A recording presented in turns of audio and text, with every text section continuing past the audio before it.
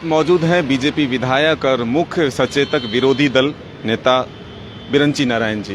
बिरंची जी, वर्तमान राजनीतिक हालात आप भी देख रहे हैं। सीधा आरोप बीजेपी पर है। जैसे ही मुख्यमंत्री को ईडी ने समन भेजा, ये कहा जा रहा है कि विपक्ष को निशाना साधा जा रहा है केंद्र के द्वारा। जहां भी गैर बीजेपी शासित सरकार है उसको अस्थिर करने की कोशिश है। देखिए, झारखंड की जनता जानती है कि झारखंड में कानून का शासन होना चाहिए।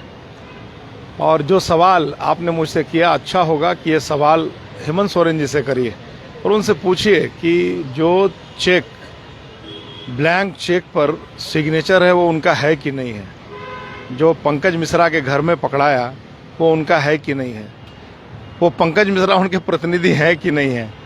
जो बैंक अकाउंट्स मुख्यमंत्री जी के और उनके परिजन के नाम पंकज मिश्रा के घर में तलाशी के दरमियान ईडी को मिला, वो उनका है कि नहीं है।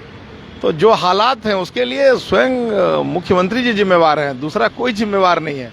और मैं समझता हूं कि झारखंड की जनता इन चीज़ों को भली भांति समझ रही है और अपनी गलती को छुपाने के लिए वो लगता है इतना हल्ला करें ताकि विपक्ष के लोग शांत हो जाएं।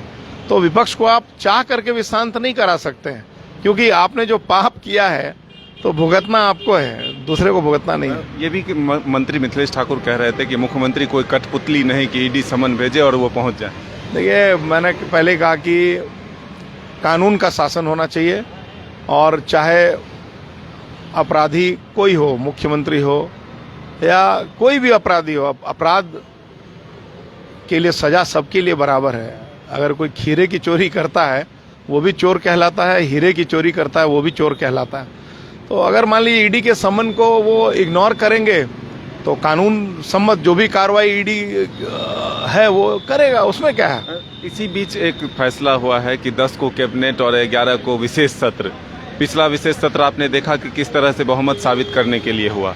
अब जो 1932 आधारित स्थानीय नीति है उसको पास कराने की कोशिश इस विशेष सत्र में होगा। इसको किस रूप में देखें? देखिए, भारतीय जनता पार्टी के माननीय प्रदेश अध्यक्ष जी अभी दिल्ली में हैं, अभी लौटेंगे। मैं उनसे मिलूंगा, बात करूंगा, माननीय बाबूलाल जी से बात करूंगा और इस पर जो रणनीति बनेगी हम लोग विधानसभा में फेस करेंगे। क्या उसमें क्या बीजेपी को घेरने की कोशिश है सरकार की? भारतीय जनता पार्टी को कोई घेर नहीं सकता। आपको विश्वास दिलाता हूँ, पार्टी हमारी ग्रास रूट की पार्टी है, सालों भर चलने वाली पार्टी है। हमारी पार्टी फानी का बुलबुला नहीं है कि कोई जैसे मर्जी घेर ले।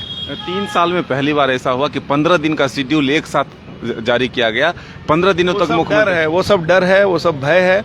और उनको लग रहा है वो दीपक जब बुझने लगता है, बुझने वाला होता है तो थोड़ा तेजी से फड़फड़ाता है। तो आप यही समझिए। जेएमएम के कार्यकर्ता सड़क पर उतर रहे हैं, बीजेपी कार्यालय की भी सुरक्षा बढ़ाई गई। झारखंड की जो सुरक्षा व्यवस्था है, जब तक वो मुख्यमंत्री हैं, सरकार की जवाबदेही है। चाहे भारतीय जनता पार्टी का कार्यालय हो, राजभवन हो, ईडी दफ्तर हो या आम जनता हो, यदि विधि व्यवस्था का संकट उत्पन्न होता है तो उसके लिए पूरी तरह से हेमंत सरकार जिम्मेवार हो। तो ये थे बिरंची नारायण जी, जो साफ तौर पर कह रहे हैं कि सरकार की व्यवस्था होनी चाहिए, सरकार को ही ये जिम्मेदारी है कि राज्य में विधि व्यवस्था बनी रहे। वहीं अपने चोरी को छिपाने के लिए इस तरह के हल्ला हंगामा किया जा रहा है, जो कि जायज़ नहीं है। अगर ईडी ने उन्हें समन भेजा है मुख्यमंत्री को तो उन्हें सशरीर उपस्थित होकर के उसका जवाब देना चाहिए। अपने सहयोगी विकास के साथ मदन सिंह, न्यूज़ बायस्कोप, रांची।